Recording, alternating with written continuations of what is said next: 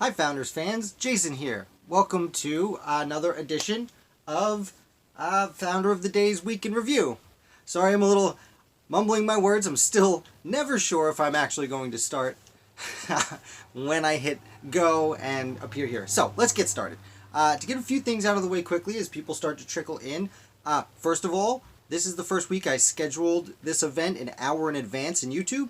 Apparently, that means it's going to alert you half an hour early. That's what we discovered. And I watch a lot of YouTube. I'm not going to sit around for half an hour and wait for anyone, even myself. So next week I will try and set it up to schedule to go out 5 minutes, maybe 10 minutes early, so that we don't lose people. But thank you as people trickle in. Thank you so much for showing up.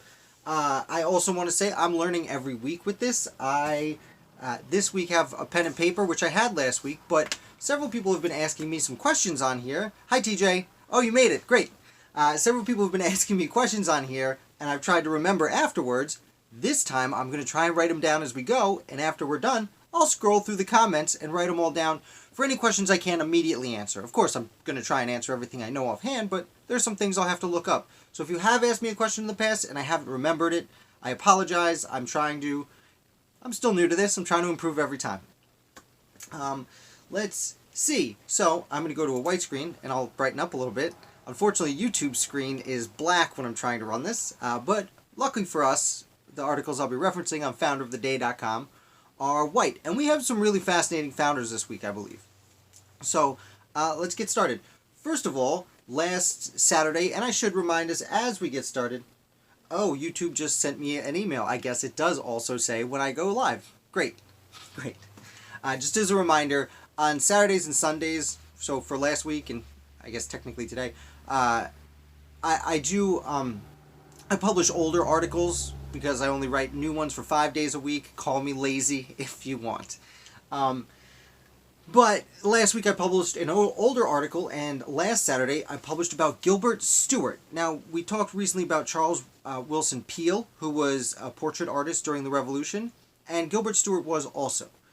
Gilbert Stuart, however, might be the his pictures are probably the most famous, and we'll get a little bit into that. But as a young boy living in Rhode Island, just 14 years old, Gilbert Stuart was actually discovered by another artist who was passing through and saw this young teenager's paintings, and he actually helped get Gilbert Stuart an apprenticeship in Europe to Benjamin West, who was the same person who taught Charles Willson Peale and many other painters. So Gilbert Stuart honed his craft in Europe. He was criticized as a young man for not being able to capture a whole body in just a face, but at one point he published a painting called The Skater, which had someone ice skating and had their whole body, and therefore proved he could do it. And after that, he started becoming fairly successful as a painter, but not as a personal finances holder, and he ran into some debt. So eventually, he ran away from Europe back to the United States to avoid these debt collectors. Now, Stuart had missed the revolution at this point. He left before the outbreak of the war and came back after the war. So you're probably thinking, how is that guy a founder? Well, as soon as he got back, he went to Philadelphia and set up a painting shop. I'm not sure exactly what to call it. A studio. Oh, that's exactly what you call it. He set up a studio to paint portraits, and he would paint many of the most famous founders. And in fact, he painted each of the first 6 presidents of the United States. He painted John Jay, who was the first, among other things, first Chief Justice of the United States Supreme Court. And he painted the first 2 First Ladies, among many, many other founders. And, in fact, there is one painting that he did of George Washington that you most certainly know. And I will show it to you, and you could even probably show it to yourself. You might recognize this. This is a $1 bill in the United States. And I know we use credit cards a lot nowadays, but if you get a little closer, you see that picture on there? This is the most crisp dollar I had in my wallet. But that picture is of George Washington, and you've seen it hundreds, if not thousands of times in your life. And this painting was done by Gilbert Stuart. So, sorry if that affected the lighting. But I thought that would be fun. If you want a better look at it, go into your wallet and pull out a dollar bill. And you can see Gilbert Stuart's most famous painting. Now, Gilbert Stuart eventually would relocate to Boston, spend the last 20 or so years of his life there, but he was never really good with money, despite having a lot of money coming in. He's charging a lot of money to these wealthy founders whose portraits he's doing, but he was a poor spender. And unfortunately, when he passed away, he didn't have any money, and his family could not pay for a proper burial for him. So he was actually buried in a community grave. Now, shortly after that, they had an exhibit in Boston of his work, most of his life's work, which was one of the first of this kind to have an artist posthumously given an exhibit. And they raised a lot of money. In fact, they raised enough money to create him a head for him to be given that headstone. So he is still buried fairly randomly somewhere in Boston's common cemetery. I'm going to pass through. Sorry, I got black real quick, just looking. TJ, thank you for the comment. I love this information too. Let's see. Am I still good? I'm not. Excellent condition. Good. Great. Grand. No yelling on the bus. Thank you all for hitting like. I'm just checking to make sure our internet's still good. Had some problems in the last week, and I don't want to mess up. Anyway, on Sunday, I republished an article I wrote about Samuel Finley. Now, Samuel Finley was kind of a pre-founder, if I can call him that. He didn't have a lot to do with the American Revolution himself, except he educated the brains of many of the future founders of the United States. So, he created an academy, basically a grade school in Maryland called West Nottingham Academy. Oh, hello, Mr. President. Thank you for joining us. We're talking about Samuel Finley, and Samuel Finley created the West Nottingham Academy. And the West Nottingham Academy was, again, a grade school that essentially raised founders.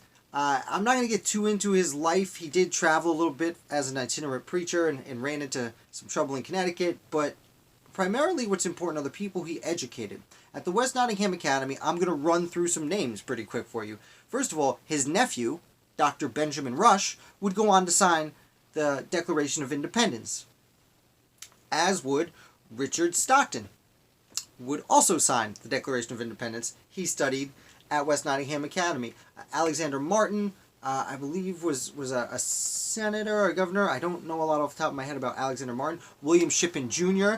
and John Morgan, who would both, and I need to make a separate video about this, but William Shippen Jr. and John Morgan would become best buds while they were kids. And they would both become doctors. And they would both found the University of, the medical department at the College of Philadelphia, which became the University of Pennsylvania and its medical department. They would then have a falling out during the Revolutionary War because one became director of medicine and the other one became director of medicine, and they had a not great relationship ever after. But again, I'll make a separate video. Maybe this week I'll make a video on that. I will write that down. Shippen and Morg. Another one of his students was Ebenezer Hazard, who became the first Postmaster General and was Postmaster of the United States for pretty much from the beginning of the American Revolution, just after Washington left, all the way until George Washington became president. He also had two other students, John Filson and John Archer, who were founders of the day this week, and we will be getting to both of those this week. I'll be honest, when I reread this article I wrote, I said, hey, there's some guys I haven't covered yet. There we go. Now, after West Nottingham Academy, Samuel Finley became president of the College of New Jersey, which we now know as Princeton. And although he only lived there for 5 years, thank you, Brian. I've been here. Thank you, Brian. Finley was president of the College of New Jersey for just 5 years before he passed away, but he had some insane names come through his while he was seeing that, and he actually taught classes at Princeton as well as being president. So he actually educated some of these people, and some of them are Oliver Ellsworth, who would sign the Constitution and be a Chief Justice of the United States, William Patterson, who would also sign the Constitution and be a big player in the New Jersey plan for smaller states, as well as being an Associate Justice of the Supreme Court, and a Governor of New Jersey. Samuel Kirkland, who's not so well known, but he founded Hamilton College up in upstate New York. He would also be important in keeping certain Native American groups friendly to the American cause during the Revolution. James Manning, who would go on to found Brown University. David Ramsey, who I consider the father of American Revolutionary history. There were several people just after the Revolutionary War who wrote books about the Revolutionary War, but he was really the first one to do it best. I don't know how to say it. I don't know exactly how to say it without insulting the other people. And dozens of other people, including Thomas Henderson, who is also going to be someone we speak about this week. And also, what's really furthermore interesting about Samuel Finley is his nephew was known as, his great-grandson was named Samuel Finley Breese Morse. And we know him as Samuel Morse, and you might recognize the name Morse from Morse code. It was Samuel Finley's great-grandson who was the Samuel Morse that, if not invented the telegraph, improved it and made it popular in the United States and gave us that code that we use to communicate for a decent amount of time until we got some telephones. And that's Samuel Finley. Thank you all so much for joining us. We are getting up to 4 people. That's great. One more and we will have broken a record. Thank you all for joining us. And we're going to get into the founders from Monday now. So, on Monday I wrote about John Filson, who also studied under Samuel Finley at West Nottingham Academy. Filson as a young man joined the American Revolution, and he became an ensign, which was an officer, but the lowest level officer you're going to be. Unfortunately, he was captured pretty early in the war and held as prisoner, and upon his release, he resigned from the army and went to private life. But he really wanted to go on adventures, so he went out west, and he went to Kentucky, where first he did a bunch of traveling to see the place, and then he ran into a gentleman who was a much more famous founder, Daniel Boone. And they became fast friends, and John Filson became absorbed in Boone's stories of the frontier.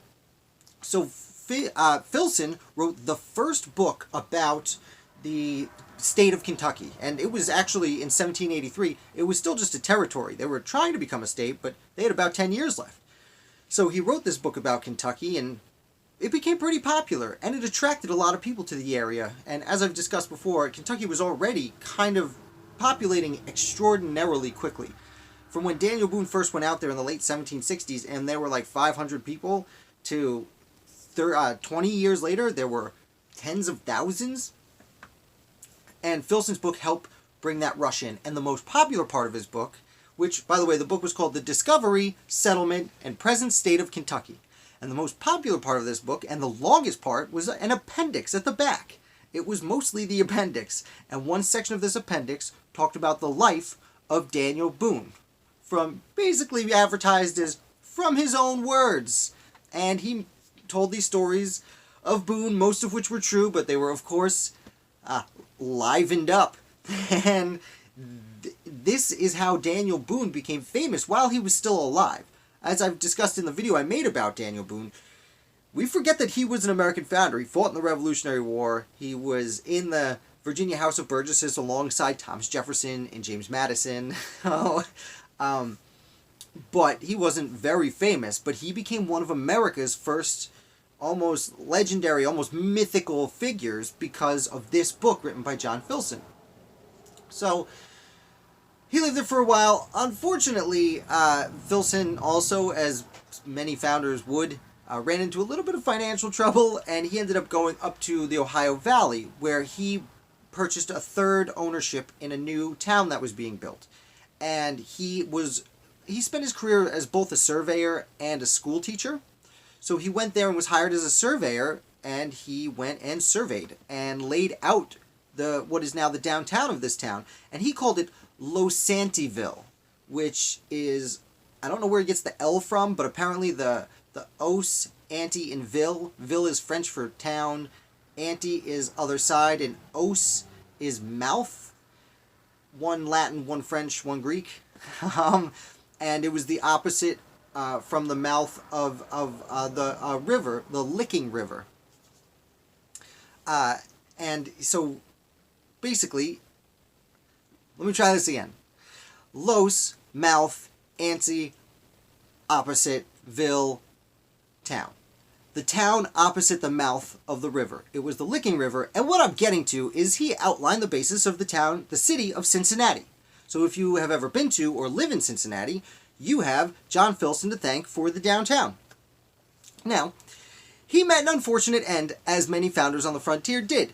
They were out surveying around the town, and lo and behold, what happens? They get attacked by some Native Americans, and, well, John Filson disappears. It's assumed he was killed because he never came back, and he had no reason to really disappear, but he disappeared in the attack. And that is the sudden conclusion of our discussion on John Filson. So again, if you guys have any questions, please put it down. I do see people commenting. I always think of Fess Parker.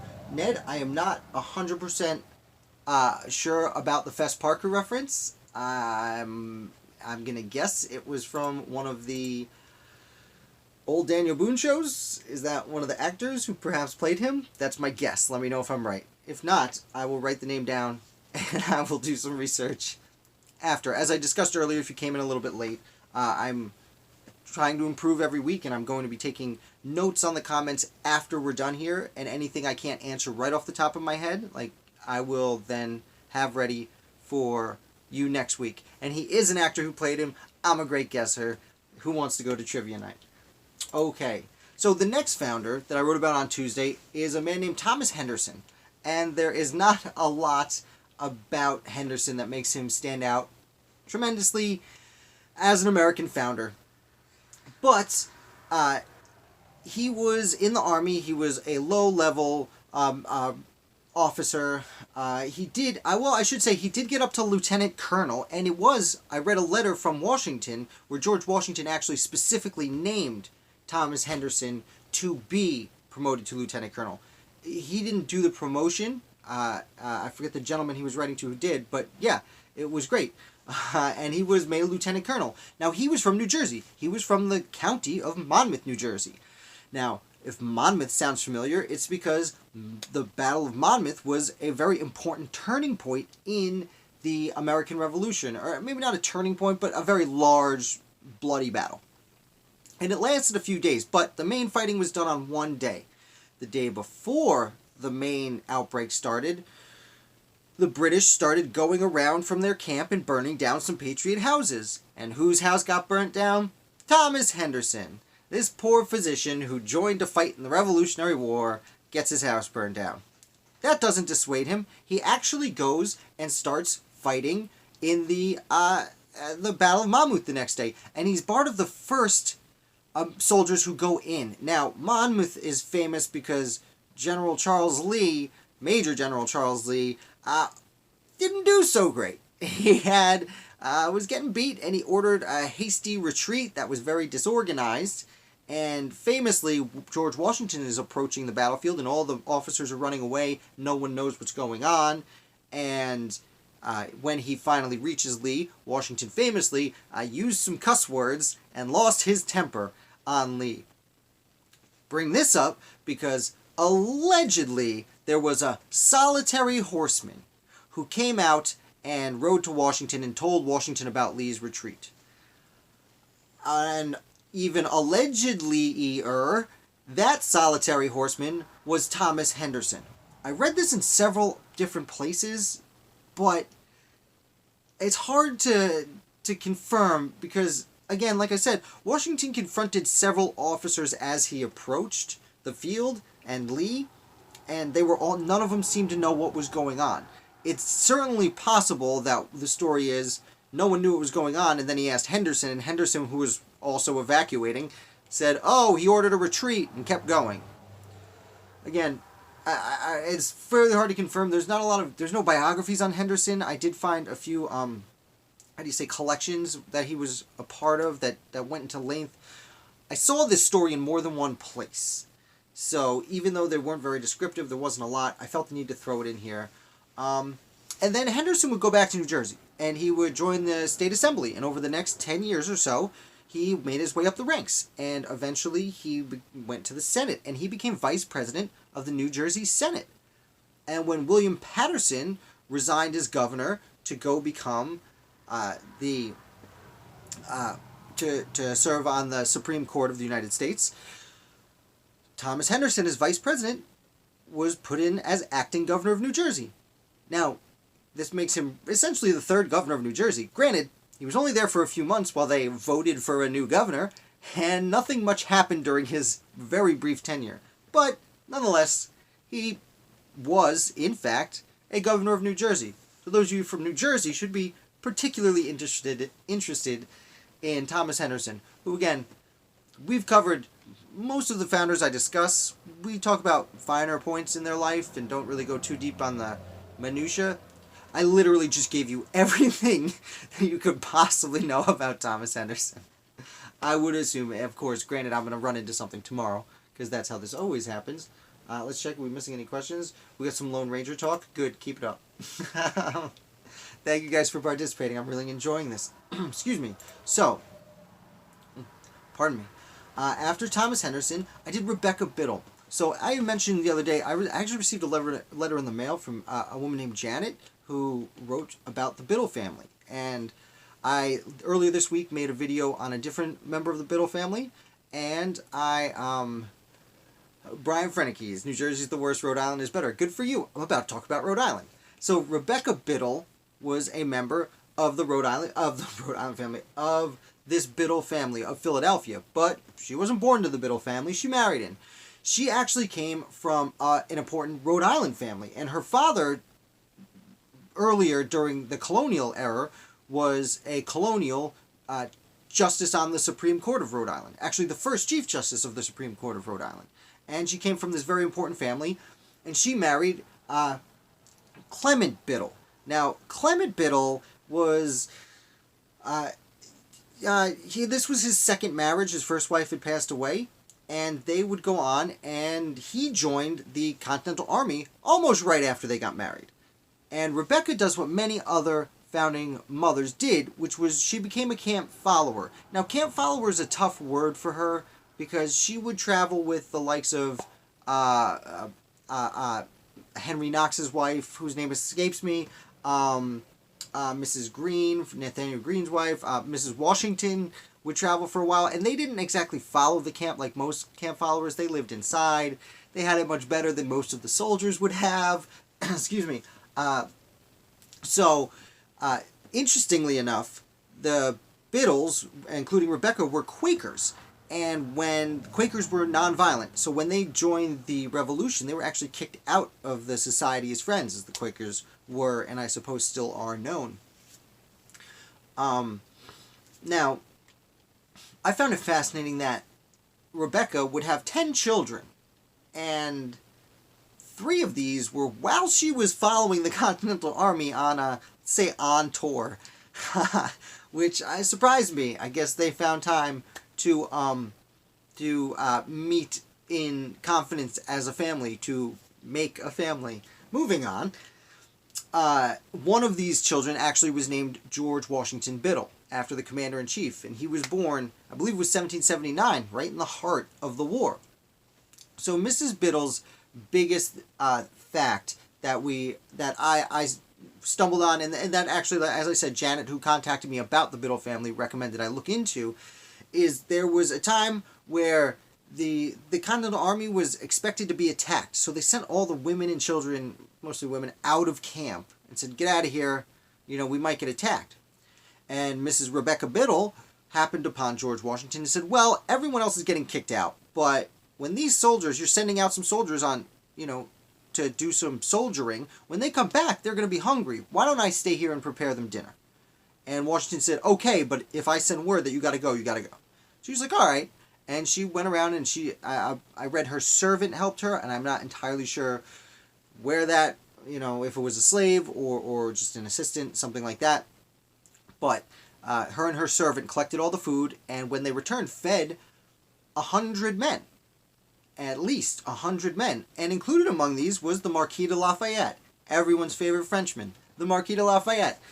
Now, that's pretty much where Mrs. Biddle's story ends, although she apparently after the war just loved to tell her children and friends and family about her time spent on the campaign with the Continental Army and her relationship, though not, I wouldn't say tight, with George Washington, or the events that led her to know George Washington.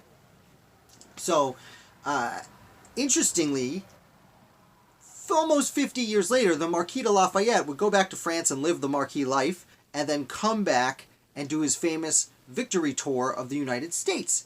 And when he did, he stopped at the Biddles household and he met with Rebecca and they had dinner. And what's interesting that I discovered is they discussed an event that they both remembered very dearly. They discussed an event where they were beating pigeons out of the air. So, hear me out. We don't really have carrier pigeons anymore in the United States because they used to be delicious and we ate all of them. And there used to be hundreds of millions, if not a billion, flying around. I shouldn't say those numbers. Let me say, there were tens of millions for sure. A billion's a lot.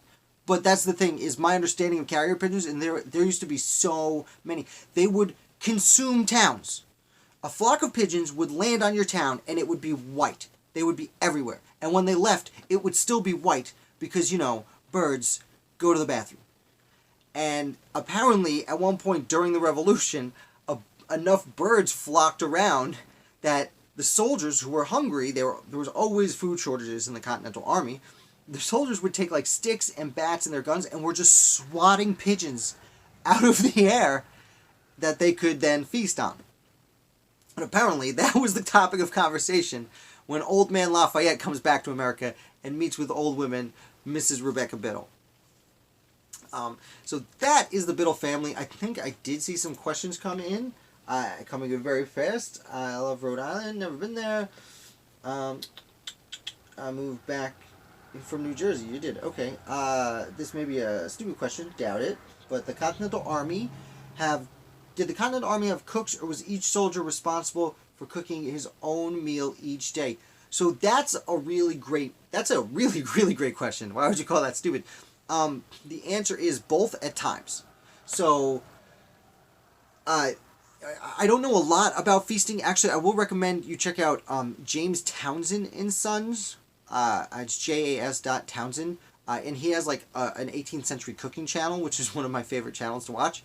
And he can go more into it. I will find a better answer for you on this question. But there were mess tents where people were put in charge of cooking. I understand usually when you were in camp, cooking was done by these camp followers that I mentioned. Not usually the higher class women like Mrs. Biddle. Usually it was the lower class of followers, the wives of the privates and such would do a lot of the cooking. But that being said, if you were out on a mission, or you were out in a scouting party and you needed to eat, well, you were kind of fend for yourself situation. I know most soldiers did carry packs. They did have little bits of seasoning with salt and pepper and a few other spices that they would use. They would have, it's not exactly the same Boy Scout kit that I was given as a child, but, a little pot to cook with and pretty much eat out of. Again, I would recommend you look into James Townsend and Son. He has some fascinating videos where he goes out into the woods and, like he'll make ash cakes where it's like they probably had some flour and they take some flour and water and literally put it in a fire and cook a little cake.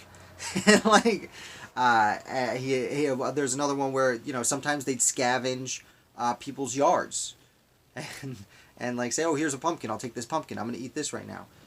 That is a great question, Ned, absolutely. And the answer is much longer than what I just gave you.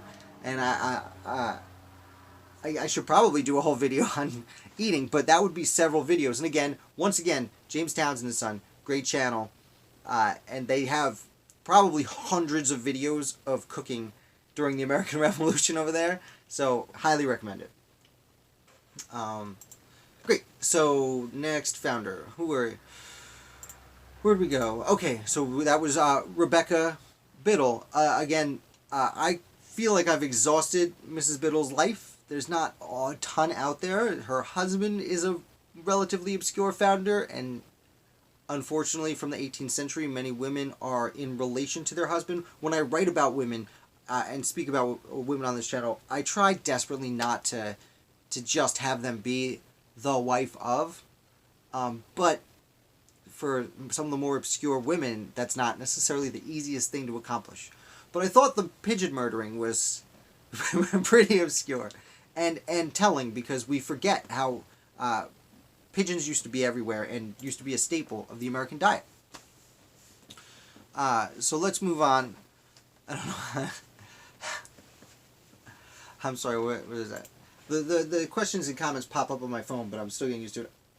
I now know how to survive stay-at-home thing with ash cakes. Yes, actually, one of the things, one of my goals on my Patreon page, if you're interested in supporting this site, you can buy one of my t-shirts or go to my Patreon page. When I hit a certain goal for my first month, I'm going to make and eat an ash cake. I believe it was $50. If I hit $50, if you guys want to support me, I'm going to make and eat an ash cake. It's interesting because there's 3 ways to make ash cakes. You can put it right in the fire, you can put it on a rock next to the fire, or you can put it, you can literally put it in the ashes is one way.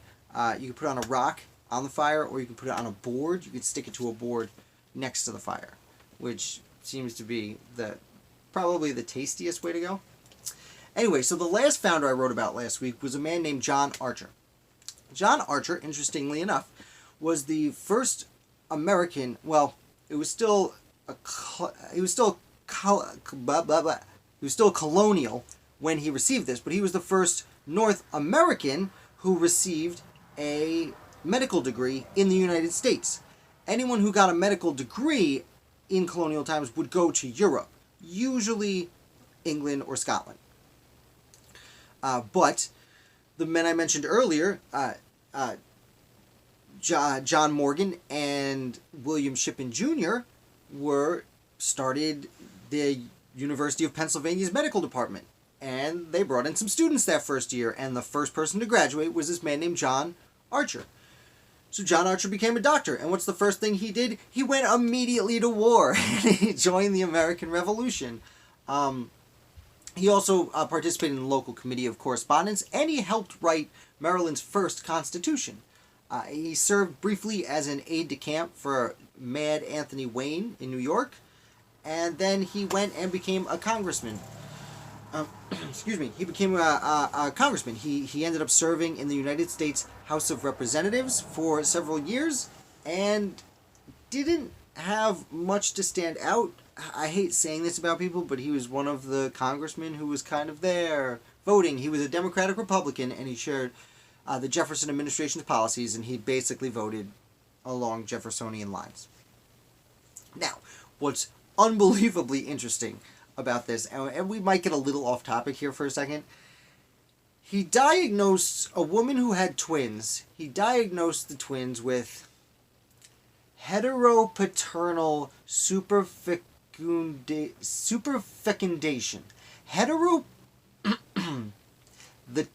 The medical condition was heteropaternal superfecundation.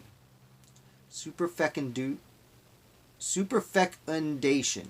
Heteropaternal superfecundation. I tried to practice this before I started for about 10 minutes. And now I've been talking for half an hour and I can't say it. Yes, heteropaternal superfecundation. Thank you, Ned. Now, this means that she gave birth to twins, and the twins had separate fathers. Yes. It means that this woman had festivities with 2 separate men within a week, while her ovaries had just produced 2 separate eggs. Which happens sometimes. That's how my understanding is twins generally happen. Now, she met with the 2 men, and they each fertilized a separate egg. And when she had children, one was white and one was, well, half white, half black, because she was white, and that's how halves work. Now, this sounds crazy and impossible, but what's interesting during my research, and I didn't put this in my article, which I think it was in 2008, it might have been in 2012, that in Texas, this happened again, just recently. That's the most recent case. It's happened a few times over the years. And I actually read that it seems that, I believe it's fraternal twins. Which ones are the ones that don't look alike? Paternal. I'm sorry, I'm not a doctor, so I'm really struggling with this. But the sets of twins that don't look alike, apparently about 1% of them might actually have separate fathers. Now, I didn't read this in a medical journal. I read that while I was looking at the case from 10 or so years ago. Don't know if it's true, but it's super interesting. So, anyway, that's where John Archer, congressman and American founder, that's where his life leads. Colonial sexual education. Yeah, thanks, Brian. We're trying to keep this PC over here. Anyway, on Friday, just yesterday, this is the last article we'll talk about. I did my Federalist Fridays, where I, of course, write a review of a separate Federalist paper. This week was Federalist number 73. And 73 talks about two separate topics. It's Alexander Hamilton writing, and pretty close to the day. It was March 21st, 1788. So, what is that? 232 years ago today. Great. He published this paper in New York. And it talks about two things. First of all, he briefly discussed the salary of the president. And as always, the Federalist Papers are mostly arguing against anti-Federalist complaints. They're responding to, what anti-Federalists have been saying is so terrible about the United States Constitution. And as always, I will remind you, the anti-Federalists had a lot of complaints. And this Constitution we still use was only very close to not being passed. And one of the complaints was payment of the, the complaint is later. For salary, there wasn't a ton of complaints, and that's why Hamilton seems to slip this in at the beginning of this article real quick, because he did want to elaborate on it. The idea is, the Senate and Congress controls the paycheck of the president and the salary he gets. But the Constitution says that they cannot change the amount he's paid while he's president. They can change it for the next guy and the next term, or the next gal, the next term, but they can't change it right now for this person. And the reasons make a lot of sense. First of all, if Senate could do this, then they could say to the president, hey, do what we want or we're going to get rid of your salary. We're going to do it to $1. And they could scare him into doing what they want. Or they could say, hey, if you do this, we'll double what you're making. And they can bribe him to do what you want. And essentially, not letting them change the current president's pay scale gets rid of both of those situations. So, moving right along, again, Hamilton just kind of sneaks that in the beginning. There was a lot of complaints about the president's power to veto. And again, we're coming off Great Britain with a king who could just say no, for lack of a better term. The King of England could just say no to any laws. Now, this was the complaint of anti-federalists. No, why would the president be able to tell the Congress? Congress, the House and the Senate, they represent the people and the states. And if the people and the states make a decision, the president should enforce those laws. He should have nothing to do with the making of the laws. He should just go out and enforce it. And it speaks to Hamilton's want of a powerful president. A president that he liked to use the word energy. He wanted a president that had energy. And he wanted the president to be able to work on behalf of the people, even if it wasn't popular with the people themselves. He wanted a president that people trusted to do what was right in all situations. So, we give the president the ability to veto any legislation that comes to his desk. Now, Hamilton makes note, and this is very important, Hamilton makes note that it is a qualified negative, or a qualified veto, which means it's not like the King of England who can just veto a law and now we forget about it. No, the president will veto a law, but then it goes back to the House and Senate, who with 2/3 majority can override the president's veto. So essentially, the idea is, if a little bit more than half of the people want this law and the president looks at it and says, no, this is garbage, he can get rid of it. But if he says no, and then it's not just a little more than half, it's most of the Senate and most of the House really want this law, then they can say, no, Mr. President, we're doing this with or without you. And in that case, the president would be, assumably, enforce that law despite him not agreeing with it. And this is a very important distinction from the strict veto that, as I said, the King of England would have. We have the opportunity to override the president. And it's again, as I've discussed before, the checks and balances written into the Constitution, intentionally written in the Constitution, because this means the president has a check to balance out Congress. And if he does, Congress has a check to balance out the president. It's an incredible little scheme they worked up to make things work relatively appropriately, and it, for the most part, has for the last several hundred years, with a few exceptions. And that's pretty much it. Let's see, are questions coming in? Would I happen to know how much the president made back then? Washington, Adams, Jefferson. I think you're right. I think it is 400,000 right now. I don't know how much they made. I do know, Ned asked the question, how much did the president make? I know the first president, George Washington, if I'm not mistaken, the whole time, but at least at the beginning, waived his fee. So Washington made nothing. Not that he needed to. I don't know how much Jefferson and Adams made. I will look into that. That is a very, very good question. Because what I was just reading yesterday, this week, the Federalist doesn't talk about that because he didn't have a president yet. This is the year before. Brian, I think the last few presidents waived their salary. That's interesting. I wouldn't be surprised, and I try not to talk about modern politics on here, but they make a lot of money elsewhere. We'll leave it at that. So that's pretty much it. I'm going to write down Adams and Jeff Pay. I could have done it afterwards. I'm still getting the hang of being a host of a live show. Now, as we wrap up, you have any more questions, please let me know. We're at 42 minutes this time. Last week was an hour, which was probably way too long, but I'm really pumped that there's 4 of you here, and everyone seems to be commenting. This is exciting. It's a lot of fun for me. Now, if you have any questions or concerns, let me know, either now or in comments. If you have anyone you want to learn about, please let me know. I'm super open to all of this. If you want to support this site, you can check out my Patreon page below. I have a few fun things available down there. Or you can buy a t-shirt or a coffee mug with some of my favorite founders' quotes on them from my shop, also linked below. You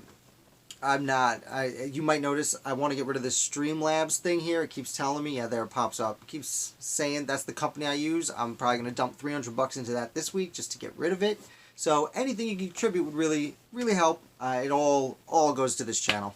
I'm not expecting to make a fortune. Just help me defray some of the costs. Other than that, thanks, TJ. I'm doing my best. Thanks, guys. Okay, I'm going to let you go. Again, I need to come up with a good sign-off. Still haven't. We came up with round bottom a few weeks ago, but if you don't know what that means, it probably seems a little crazy. So, thank you so much. Please feel free to contact me via any social media or on YouTube for more questions or requests. I'm Jason, and I will see you live next week. Round bottom. And then I forgot. I gotta hit this twice. Okay, end.